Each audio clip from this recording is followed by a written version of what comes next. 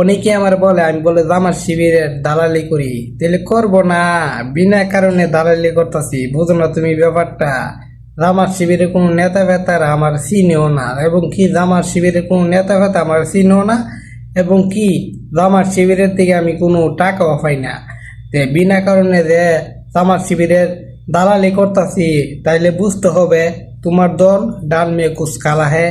তাইলে তোমার দল বানানো থেকে আজকে জামাত শিবিরে সাপোর্ট করি, জামাত শিবিরের পক্ষ দিয়ে ভিডিও করি, ইডি বসতে হবে।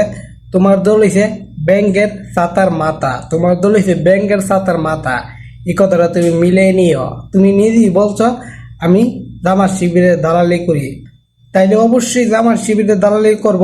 জামাত শিবির তাইলে তোমার কথাই বোঝা গেছে জামাত শিবিরের দলটা ভালো দল, কারণ তুমি হইছো ব্যাংকের ছাতার মাথা। তুমি এই জন্য বলছো আমারে জামাত শিবিরের দলের আমি দালালি করি। অবশ্যই জামাত শিবির দলের দালালি করি, এটা আমার একটা গর্বের বিষয়।